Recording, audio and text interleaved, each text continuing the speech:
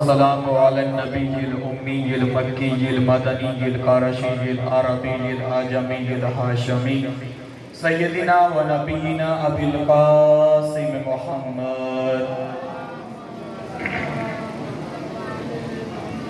وعلى آله الطيبين الطاهرين المعصومين المظلومين الغر الميامين الذين أذهب الله عنهم الرجس وطهرهم تطهيرا.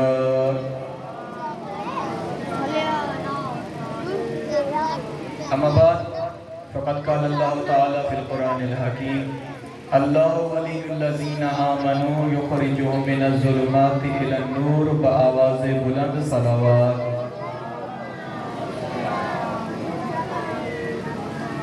بار دیگر بآواز بلند صلوات.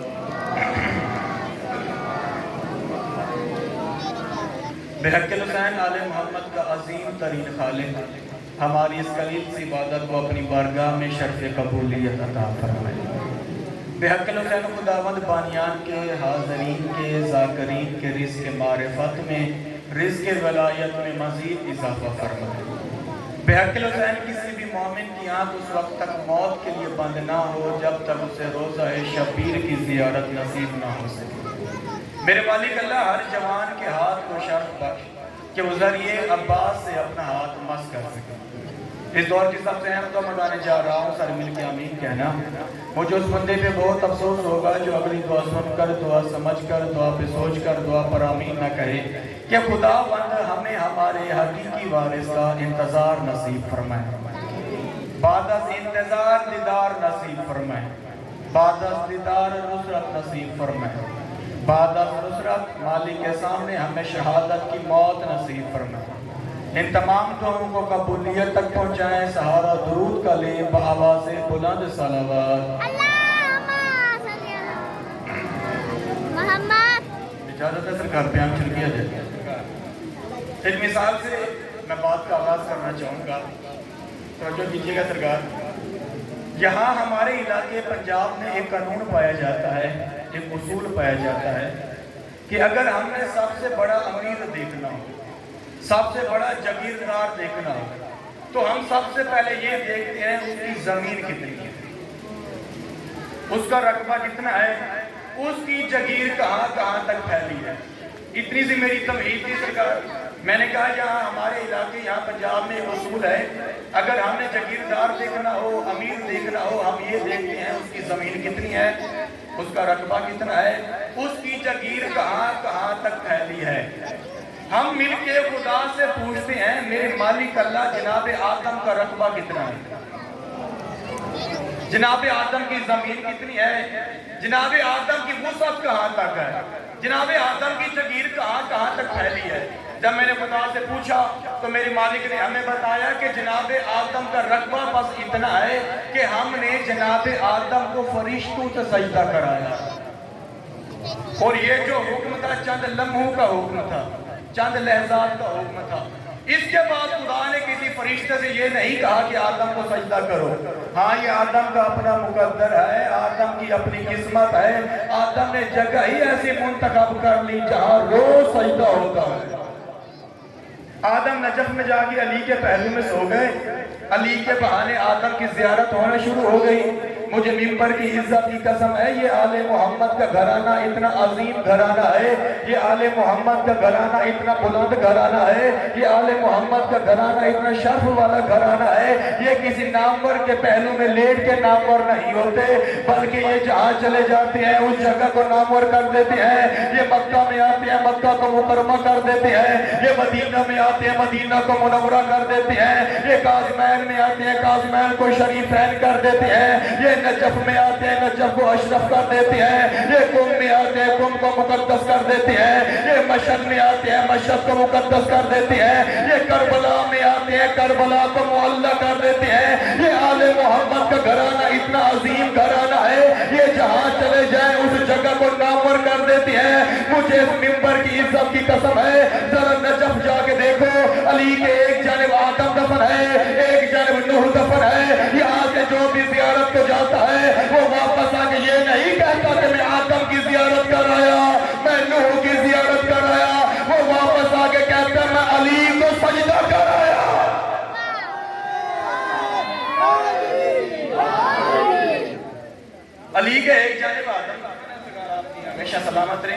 ہاتھ اٹھ گئے، اللہ کرے یہ ہاتھ اسی سال مولا علی کی زری میں لگے۔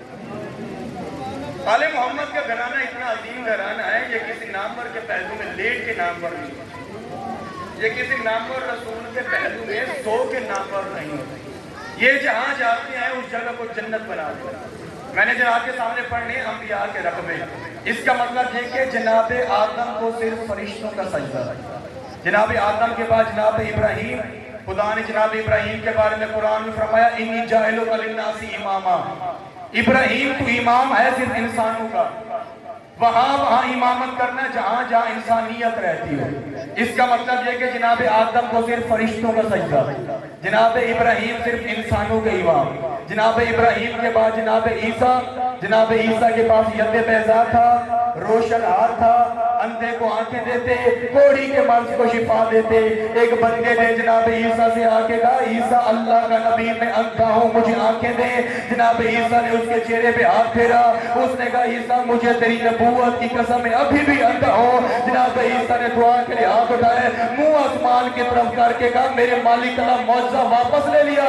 خدا نے کہا معجزہ واپس نہیں لیا، بندہ بنی اسرائیل کا نہیں ہے، بندہ بنی اسرائیل کا نہیں ہے۔ دن کے پہر میں یہ بیٹھا ہوا مجمع جتنا بول رہا ہے اتنا ہی کافی ہے، جو صرف بنی اسرائیل کے لوگوں کو شفا دے اسے عیسیٰ کہتے ہیں، جو عرش کے مجرم کو فرش پہ لا کے معاف کرے اسے حسین ابن علی۔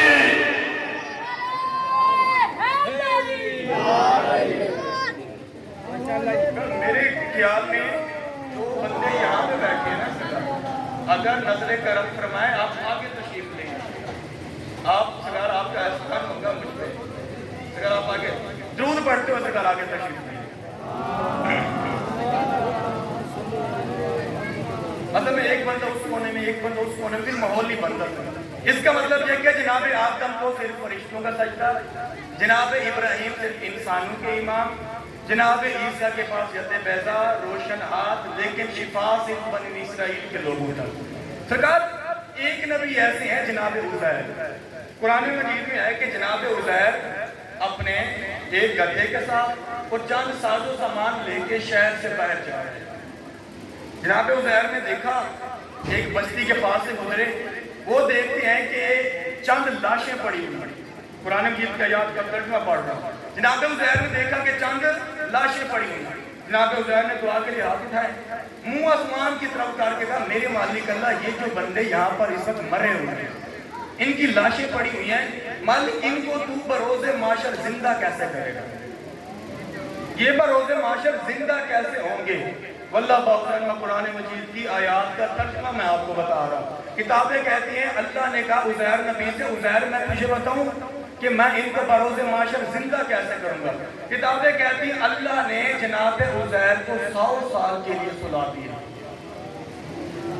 جناب عزیر 100 سال کے لیے سوئے رہے، جناب عزیر کا گدھا بھی 100 سال کے لیے سویا رہا۔ جب 100 سال کے بعد جناب عزیر اٹھے، اللہ نے پوچھا جناب عزیر سے کم لبثت، عزیر تو کتنی دیر سویا؟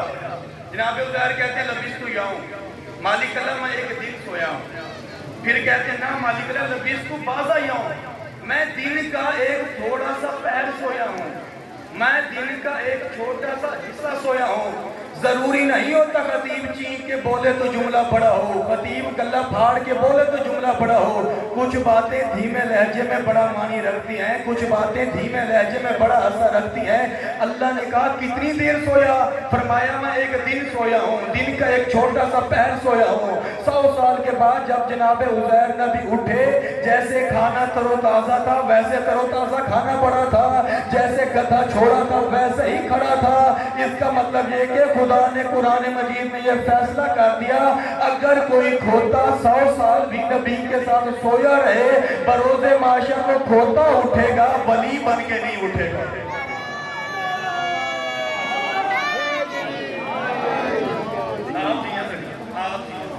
اگر کوئی کھوتا 100 سال تک نبی کے ساتھ سویا رہے، بروز معاشر کو کھوتا اٹھے گا، ولی بن کے نہیں اٹھے گا۔ سرکار میں نے جناب آدم پڑھا، میں نے جناب ابراہیم پڑھا، جناب عیسیٰ پڑھا، جناب عزیر پڑھا، مختصر میں نے یہاں پہ کر دیا۔ سارے انبیاء پڑھ نہیں سکتا، اتنی ضرورت بسات مجھ میں ہے نہیں۔ جتنے انبیاء ہیں ان تمام انبیاء میں سے ایک نبی ایسے ہیں جن کا رقبہ بڑا وسیع ہے طاقت ان کا ہوا میں اٹھتا ہے، جنات ان کے تابع ہیں، پرندوں کی بولیاں وہ سمجھ لیتے ہیں، چیونٹی کی آواز بھی سن لیتے ہیں۔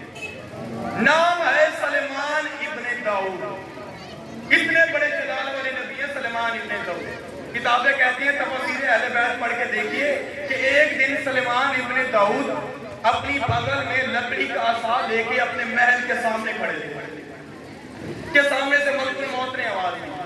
ملک الموت نے آواز دے کے کہا سلیمان تیاری کر، میں تجھے لینے آیا ہوں۔ سلمان کے چہرے پہ جلال آیا۔ سلمان کہتے ہیں تو جانتا ہے میں ہوں کون؟ میں بڑا جلال والا نبی ہوں۔ سامنے سے ملک الموت کے چہرے پہ بھی جلال آیا۔ ملک الموت کہتا ہے نبی تھا، اب تیری حکومت ختم ہو گئی۔ یہاں پہ جناب سلمان کہتے ہیں ملک الموت پھر ایسا کر، تو مجھے زمین پہ بیٹھنے کی مہلت دے، میں زمین پہ بیٹھ جاؤں، پرسکون ہو جاؤں تو تم میری روح قبض کرنا۔ اسرائیل نے کہا سلمان یہاں پہ کہتے ہیں چل پھر ایسا کر، بیٹھنے کو تو مجھے دیتا نہیں، مجھے دیوار سے ٹیک لگانے کی مہلت دے، میں دیوار سے ٹیک لگاؤں، مطمئن ہو جاؤں تو تم میری روح قبض کرنا۔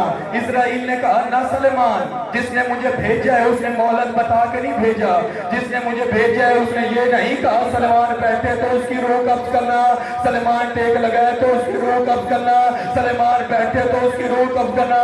وہیں کھڑے کے کھڑے اسرائیل نے سلیمان ابن داؤد کی روح قبض کی۔ کتابیں کہتے ہیں سلیمان ابن داؤد کی بغل میں ایک لکڑی کا عصا تھا، لکڑی کی عصا کو نیچے سے دیمک نے چاٹا، کیڑے نے کھایا۔ تیسرے دن کے بعد اللہ کا نبی زمین پہ آیا، 3 دن تک نبی بھی کھڑا رہا، امت بھی سلام کر کے گزرتی رہی، نبی بھی کھڑا رہا، امت بھی سلام کر کے گزرتی رہی، کیونکہ اللہ کے نبیوں کے پاس یہ اعجاز ہوتا ہے، اللہ کے نبیوں کے پاس یہ معجزہ ہوتا ہے۔ مرنے کے بعد ان کے جسموں سے بدبو نہیں آتی، مرنے کے بعد ان کے جسموں سے سمیل نہیں آتی۔ اب ہم کریں تو کریں کیا؟ ہم علی کے فضائل پڑھے ہمیں غالی کہا جاتا ہے، ہم عشق علی کی بات کریں ہمیں نصیری کہا جاتا ہے۔ یہ مجمع مجھے دنیا کا وہ کونا بتائے جس کونے میں جا کے میں علی کے فضائل پڑھوں۔ اتنا بڑا کلیجہ ہو ان لوگوں کا جو علی کے فضائل برداشت کر جائے، مجھے منبر کی عزت کی قسم ہے۔ اتنا بڑا جلال والا نبی تھا سلیمان ابن داؤد، ملک الموت نے نہ بیٹھنے کی مہلت دی، نہ ٹیک لگانے کی مہلت دی۔ ایک علی کا غلام ہے، نام اس کا بھی سلیمان ہے، مدائن کے بستر میں پڑا تھا۔ اسرائیل نے کہا اٹھ سلیمان تیاری کر، میں تجھے لینے آیا ہوں۔ سلیمان نے آنکھیں پھاڑ کے اسرائیل کو دیکھا، دیکھ کے کہا باہر رو، جب تک علی آئیں گے نہیں میں جاؤں گا نہیں۔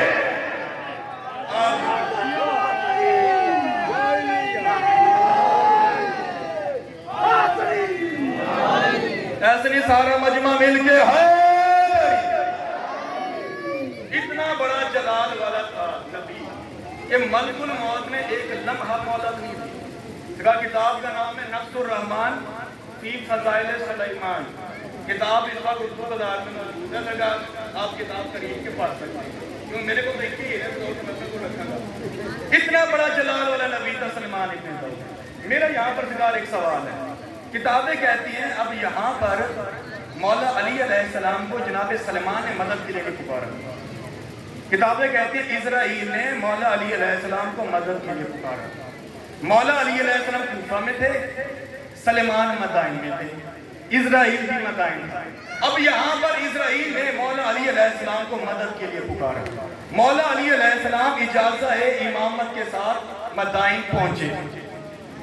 سرکار میں اپنے جوان بچوں کے لیے، بزرگ جانتے ہیں میں جو میرے جوان بھائی ہیں میں ان کے لیے جملہ کہنے لگا ہوں۔ مولا علی علیہ السلام جب کوفہ سے مدائن پہنچے نا، اس کا یہ مطلب ہرگز بھی مولا علی کوفہ میں نہیں تھے۔ آل محمد وقت کی محدودیت میں نہیں آتے، ایسا نہیں ہوتا اگر آل محمد اس وقت کوفہ میں ہے تو وہ مدائن نہیں جا سکتے۔ آل محمد کے ایسا نہیں ہوتا کہ مولا علی کوفہ کے منبر پہ بیٹھ کے خطبہ دے رہے تھے کہ اچانک منبر خالی ہو گیا، مجمع پریشان ہو گیا، علی ابھی تو منبر پہ تھے۔ سرکار کو کتنا مشہور و معروف واقعہ ہے کہ 40 اصحاب نے مولا علی علیہ السلام کو ایک دن میں دعوت افطار پہ بلایا۔ انہوں نے سوچا کہ ہم دیکھتے ہیں مولا علی کن کے گھر آتے ہیں، बल्ला बाबूदा मैं बावुजू खड़ा हूँ, मिंबर पे खड़ा हूँ, किताब की अल्फाज हैं। अगले दिन हर सहाबी कह रहा था अली तो मेरे घर में थे, हत्ता के रसूल खुदा भी कह रहे थे अली तो मेरे घर में थे, अली तो मेरे घर में थे। मौला अली अलैहिस्सलाम को इजराइल ने मदद के लिए पुकारा, सलेमान मदाइन में थे, मौला अली कूफा में थे, मौला अली कूफा से मदाइन पहुंचे।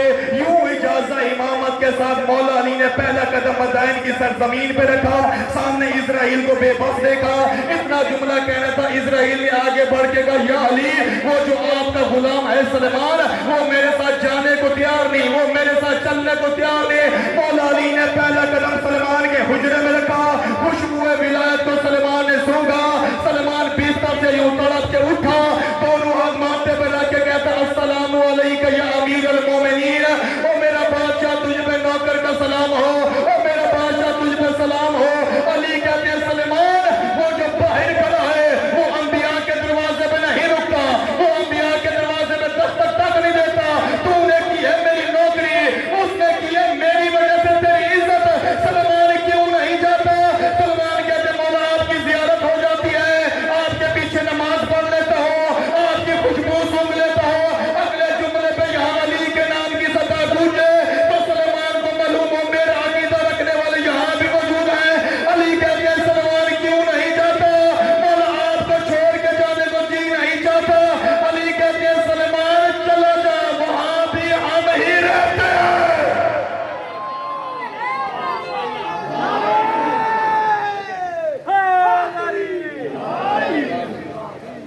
अली कहते हैं सलमान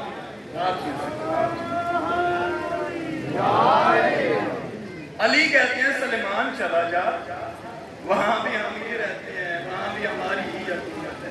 अगर मैं जनाब के सामने पढ़ रहा हूँ अंबिया के रकबे, अंबिया की सल्तनत, अंबिया की किताबें कहती हैं सबसे बड़े रसूल खुदा के बाद जिनकी हुकूमत वुसअत जगीर ज्यादा थी ना वो थे सलेमान इब्ने दाऊद। मुझे ये मजमा बोल के बताया कुरान मजीद की आयात का तर्जुमा है, किताबें कहती हैं, तफसीर कहती हैं कि जनाब सलेमान की पूरी हुकूमत एक अंगूठी में बंद थी। सलमान अंगूठी उतार देते हुकूमत खत्म, अंगूठी पहन लेते हुकूमत शुरू हो जाती। किताबें कहती हैं चलते चलाते करते कराते मिलते मिलाते ये अंगूठी पहुंच गई मौला अली के पास।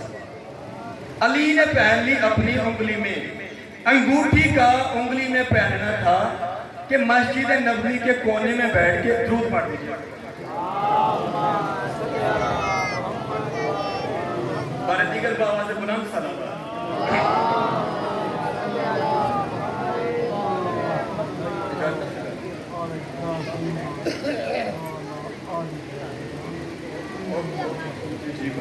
सलमान इब्ने दाऊद की जितनी की हुकूमत थी वो एक अंगूठी में बंद थी।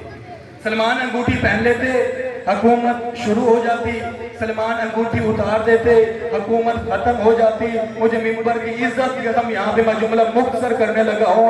किताबें कहती हैं चलते चलाते करते कराते मिलते मिलाते ये अंगूठी पहुँच गई मौला अली के पास। अली ने पहन ली अपनी उंगली में, अंगूठी का उंगली में पहनना था कि मस्जिद नबवी के कोने में बैठ के चंद शरारती बुढ़ों ने आपस में एक दूसरे के कानों में कहा ये जो अली कभी वहाँ जाता है, ये अली कभी वहाँ जाता है, ये जो अली 1 मिनट में इतने ममालिक की सैर करके वापस आ जाता है, ये जो अली मिंबर पे सलूनी का दावा करता है ये अली नहीं करता। ये सारी करामात है इस अंगूठी की, ये सारे मौजूद हैं इस अंगूठी के, ये सारी करामात है इस अंगूठी की। बूढ़े मस्जिद के कोने में बैठ के ये नापाक मंसूबा एक दूसरे के कानों में बता रहे थे। मौला अली मस्जिद नबवी के अंदर है, मौला अली ने नमाज अदा करनी शुरू की। अली ने अल्लाहू अकबर कह के रुकू किया, दरवाजे से फकीर ने सदा लगाई। अली ने अंगूठी उतार के फकीर को दे दी, अंगूठी उतार के फकीर को दे दी। अंगूठी का ज़कात में जाना था, आवाज़ खुदाई मेरा हबीब मैं भी वली हूँ, तू भी वली है और वो अली भी वली है जो हालत रुकू में ज़कात देता। आप दिए मैं भी वली हूँ, वो रसूल भी वली है, वो भी वली है जो हालत रकू में ज़कात देते हैं। सरकार 2 या 3 मिनट मेरे पास है, मैं मौजूद समेटने वाला हूँ। सरकार ज़कात होती है पूरी जगीर का 2.5%। اس کا مطلب یہ کہ علی علیہ السلام اتنے بڑے امیر ہیں کہ مولا علی علیہ السلام نے اتنے بڑے امیر ہیں کہ مولا علی علیہ السلام نے جب اپنی پوری کی پوری حکومت کی زکوٰۃ نکالی، وہ نکلی سلمان کی حکومت۔ اگر باپ ہو نا 5 ایکڑ کا مالک، بیٹا لائق وہی کہلاتا ہے جو 10 ایکڑ کا ہے۔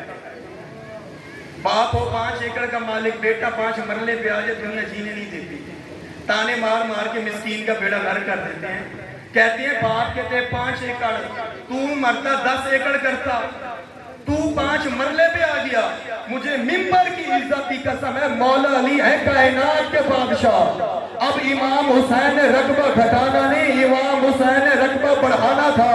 امام حسین مدینے میں بڑی سوچ میں تھے کہ وہ رقبہ خریدوں تو خریدوں کہاں، میں زمین خریدوں تو خریدوں کہاں۔ امام حسین نے مدینہ چھوڑا، امام مکہ پہنچے۔ جب امام حسین مدینہ سے مکہ آنے لگے، رسول خدا نے کہا جہاں جہاں حسینیت جائے گی وہاں وہاں رسالہ جائے گی۔ ادھر امام مکہ سے کربلا آنے لگے، وحدانیت نے کہا جہاں جہاں حسینیت ہوگی وہاں وہاں وحدانیت ہوگی۔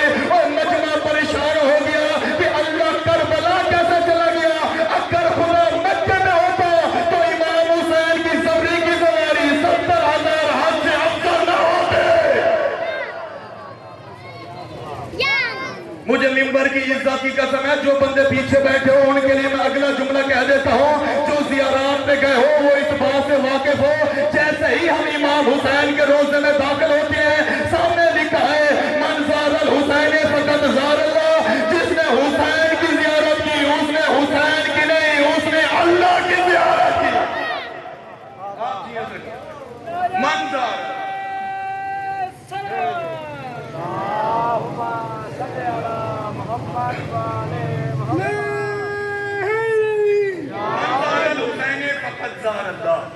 جس نے حسین کی زیارت کی اس نے حسین کی نہیں، اس نے اللہ کی زیارت۔ اس لیے خدا نے اپنے گھر کا منظر عجیب کیا۔ خدا نے کہا تم نے میرے گھر میں آنا ہے، پھر میرے گھر میں آنے کی شرطیں ہیں۔ خدا نے کہا جب تم نے میرے گھر میں آنا ہے تو پھر تم نے احرام باندھنا ہے، پھر تم نے طواف کرنا ہے۔ خدا کہتا ہے میں تمہیں بھوکا بھی رکھوں گا، خدا کہتا ہے میں تمہیں پیاسا بھی رکھوں گا، خدا کہتا ہے میں تمہیں پہاڑوں کے میدان دوڑاؤں گا۔ خدا کہتا ہے جب تم میرے گھر میں آ جانا پھر سوچ کے آنا، تم شرطیں ذہن میں رکھ کے آنا، تم سختیاں ذہن میں رکھ کے آنا۔ ادھر امام حسین نے کربلا میں کرم کو اگڑائی دی۔ امام حسین کہتے ہیں تم میرے گھر میں آ جاؤ، جہاں جہاں تم جاؤ گے حسین بادل بن کے تم پہ سایہ کرے گا، حسین تمہیں پانی پلائے گا، حسین تمہیں کھانا کھلائے گا۔ خدا نے کہا مکے آؤ پچھلے گناہ معاف، حسین نے کہا کربلا آؤ اگلے گناہ معاف۔ آپ خدا نے کہا مکے آؤ پچھلے گناہ معاف، حسین نے کہا حسین نے کرم کو پھر انگڑائی دی۔ امام حسین کہتے ہیں تمہارے پاس آنے کو پیسے نہیں، ٹھیک ہے اب یہاں پہ جملہ کہتے ہیں لگا تہذیب بھائی اب کس پہ واجب ہے؟ صاحب اقتدار پہ واجب ہے نا۔ خدا نے کہا پیسے ہو تب حج کے لیے آنا، اگر تم نے قرضہ دینا ہے تم حج پہ نہیں آ سکتے، اگر تم نے بینک سے لون لیا ہے تم نہیں آ سکتے، تم نے بہن کی شادی کرنی ہے تم میرے گھر میں نہیں آ سکتے، تم نے بیٹے کے سکول کی فیس دینی ہے تم نہیں آ سکتے۔ خدا نے کہا صاحب استطاعت ہو تب آنا، خدا نے کہا پیسے والے ہو تب آنا۔ ادھر امام حسین نے ایک بار پھر کربلا میں کرم کو اگڑائی دی۔ حسین کہتے ہیں تمہارے پاس پیسے نہیں، قرضہ لے کے آ جاؤ واپس میں حسین کروں گا۔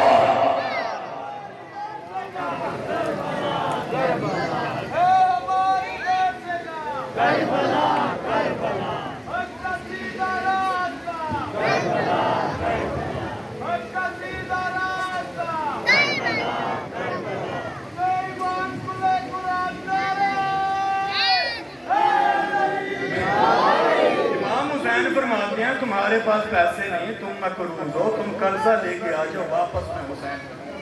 اگلا جملہ میں آخری حدیث پڑھ کے 2 جملے میں مصعب کے پڑھنے والا ہوں، اگلے جملے میں دعا دیجیے گا ذرا۔ چھٹے امام سے بندے نے پوچھا،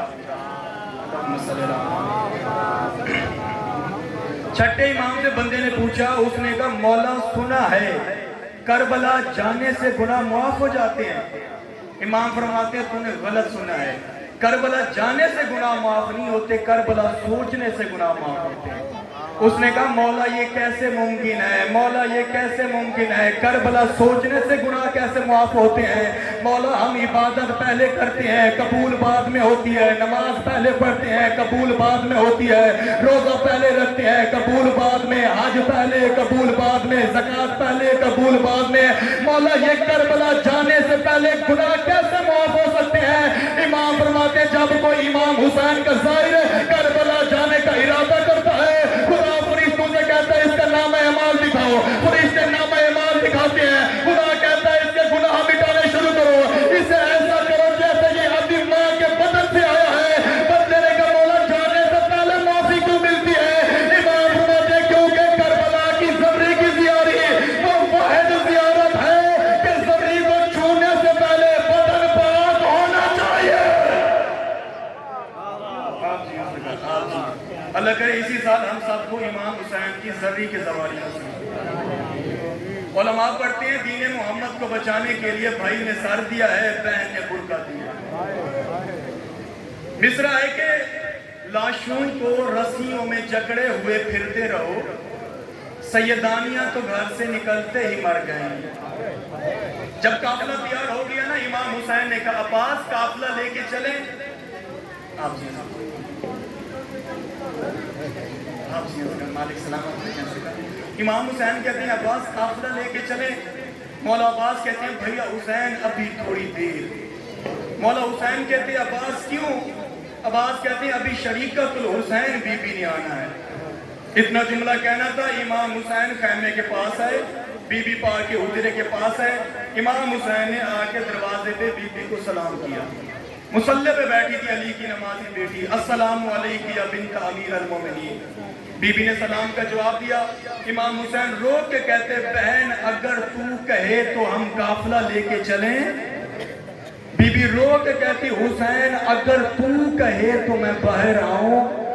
اتنا جملہ کہنا تھا، کربلا کا غریب زمین پہ بیٹھ گیا، رو کے کہتے کاش میری زندگی میں زینب تو باہر نہ جاتی۔ بی بی رو کے کہتی حسین تم نہ رو، میں باہر آتی ہوں۔ کتابیں کہتی ہیں بی بی نے پہلا ہاتھ اپنا دایاں ہاتھ باہر نکالا، اکبر نے کاندھا آگا کیا، بی بی نے دوسرا ہاتھ باہر کیا، مولا قاسم نے اپنا کاندھا آگے کیا۔ ابھی بی بی چند قدم چلی تھی، مجھے ممبر کی عزت کی قسم ہے، کتابیں کہتی ہیں بی بی کہتی میں تھک گئی۔